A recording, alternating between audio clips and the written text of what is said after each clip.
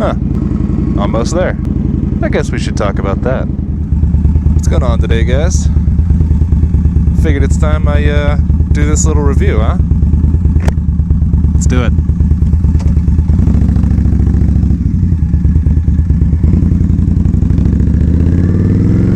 So as you guys can see, the clip I just showed you was me pretty much hitting $3,000. However, I'm at 3208 right now, so it's been a minute. It's been nothing but rain. You know what? Let's go down here. My goal today is to get lost. So let's just get it off of everybody's minds right now. Sounds like you were just trying to create a video to whine. Sounds like you're being overly nitpicky, but okay. Why did you buy this bike? Well, I'll tell you why. Because I love it. And you missed the point of the video. Which is okay, you know, I expected everyone to. Man, never been on this road before. It's like a little old country western road. Even has the Americana paint. That is pretty cool. Right along the tracks. Anyway, that's not what this is about. This video is about waiting in traffic so you can talk about what you were going to talk about in your video. Alright, buddy, go. So why did I make the 5 or 6 things I hate about my Indian Scout video? Well, little Jimmy, it's because I love this bike. And yeah, those who don't get it, they can obviously see that my points were pretty nitpicky, so that's why I made it. So today I think I'm going to bring you guys a little bit of a real review about this bike. I mean, obviously I reviewed the Scout before in my previous video right up here. But today I want to say I've gotten a few miles under my belt. Today I'm logging a few more. And I gotta say, man, I'm real in love with this bike. Just because it's like the perfect cruiser, you know? And what do I mean by that? I mean, it's actually not really like a cruiser in the traditional sense that I'm used to riding. It's gonna seem a little cliche or downright wrong even, but to me, the perfect cruiser, you know, at least for middleweights and downtown rides and whatnot, is a cruiser that doesn't feel like a cruiser, you know what I mean? Like, clearly this actually fits the mold of cruiser, but I swear to God, I tell you what, if this seat right here were a little bit more elevated, and if I could just have, like, clip-on bars down here, oh man, throw some mid controls or, I mean, rear sets even, and you got yourself like a handling, really sporty handling capable machine. I mean, not that it's not capable now, it's just like one of the biggest things that I didn't mention in that video was that I feel like the Scout is a bike that is more, it feels like a bike that is not trying to be, how do I put this, the bike feels like it's begging to be a cafe racer. I mean, I don't know how else to put this. I mean, I don't see how you could really, I mean, I guess you could technically put this engine in a frame of another bike, because if you look at if you ever see a picture of an Indian Scout, it's like, it's got the unmistakable downward turn of a cruiser. You know, typical low and slow styling, but this thing is, it's not slow. Thank you for getting over, truck, even though I know you're just going home. And you got a nice Crown Vic wagon in your backyard, front yard, whatever that is. But I mean, look at this. I just lean over like this, and if these bars were just a little bit lower, and undoubtedly even all the way up here, they're actually really good. They're fine. I just have really good control of the bike. You just point and shoot, and these are stock tires too. Look at that, all this flood water. That's one thing a lot of people don't like about the Scout when they first came out, was these Kenda Cruise tires.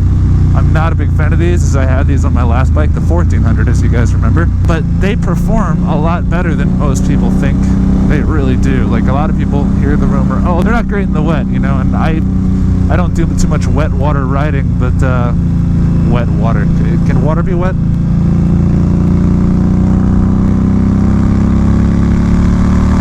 And then just power out, you know what I mean?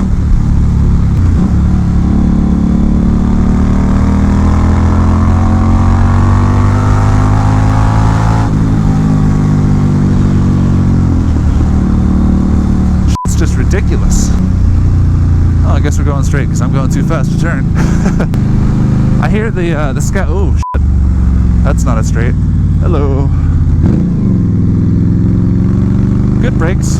I hear the Scouts are coming with, so I don't actually know what they're coming with out now, but one of the biggest tires that everyone seems to like are Pirelli Night Dragons. And I've always had good experience with Avons, but you know, it's whatever Indian wants to put on there. I've heard that starting with the bobber, they started putting on better rubber in general.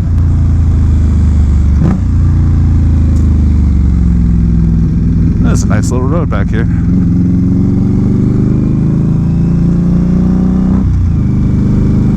But with the bobber came, you know, a little bit more knobbly tires, so I'm not exactly sure I can say much there. But I do know that this Scout's tires, stock, are nowhere near as bad as everyone says they are. I'm not going to get into a whole lot of details about the bike today because, I mean, like I said, this is only 3,000 miles. But just in my experience, the things that I mentioned in the things I hate video are really kind of the only things I could find wrong with this bike. And that is the grips, the seat, the exhaust. I mean, the exhaust that's just superficial, you know what I mean? The grips were by far the worst part. The pegs are perfect, all of that stuff. If you guys haven't checked that out, you can just check it out up here. 3,000 miles, I'll tell you, man. With the way that you want to lean over like this to get some control, you look a little bit goofy on the highway, but you won't need a windshield if you wear a full face. Of course, that could get tiring after a while. You may want a windshield, but you know, such is life. Yeah. Nice turning ability. It doesn't feel like I'm manhandling this thing like a brick like you would a Harley. Although I'm sure a lot of that's to do with the tires that the Harleys come with. The suspension I've talked about before as well. Revzilla did a fantastic review of an earlier Scout. But the problem with those models is that their suspension was just not sorted really well at all. The day I went to go test ride the Scout up at the Fredericksburg dealership, that red one you guys saw, I sat on a previously owned 2015 Scout, I believe it was. And oh my god, it was just, the front was so mushy. You could just take one hand, press down on the handlebars, and then you could just shove the whole bike down. It was way too undersprung. My bike though, not so much. They really addressed that issue. Man, I haven't, oh, that's a snake, poor guy. I haven't personally actually tried to adjust my suspension yet.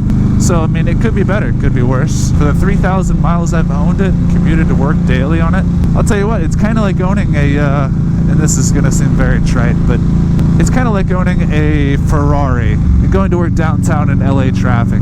It's nowhere near that extent, but it's such that when I'm in daily traffic, I feel that the throttle response is so, you can definitely be gentle, but this thing has some power.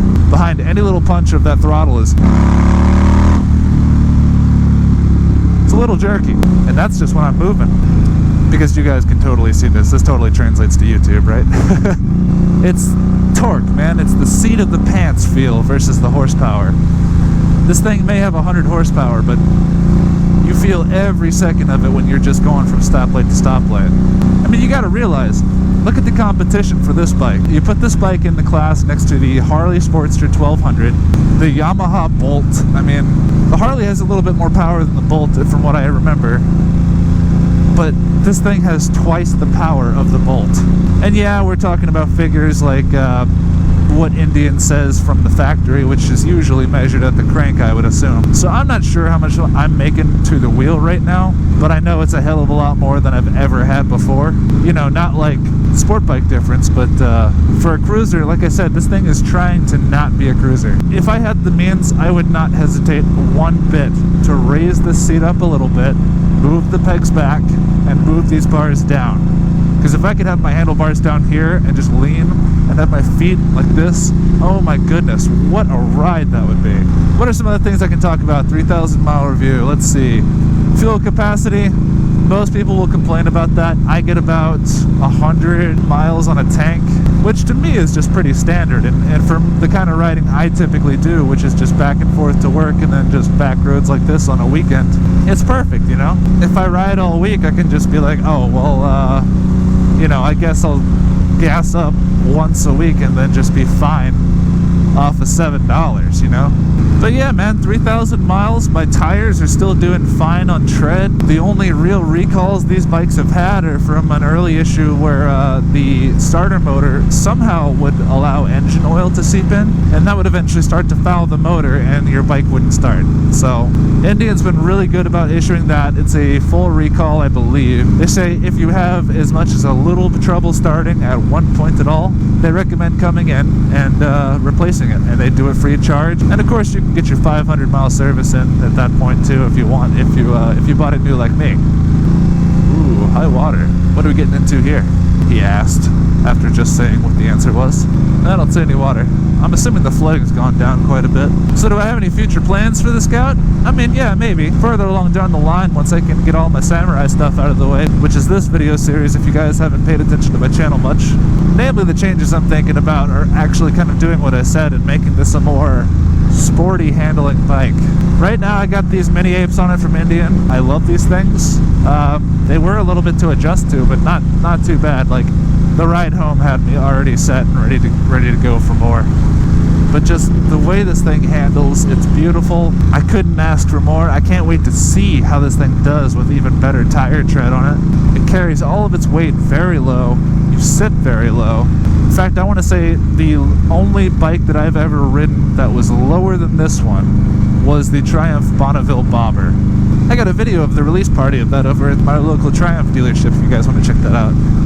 But yeah, man, Indian Scout. I love this thing. I never thought I would love an American bike so much, but I do. It's just like America is finally doing something that actually holds up to the Japanese competition in this sector. And I mean, yeah, Indian's not making sport bikes, but you could have fooled me. Seriously, slap a Gixxer front end on this, put a sport tire in the back with that, have dual discs up front. It's just like, I can't even imagine what this thing would be like. I do imagine if you do all that, this thing might end up start feeling a little slow, but that's only because you've changed your hardware to something where you expect a lot more speed out of the experience.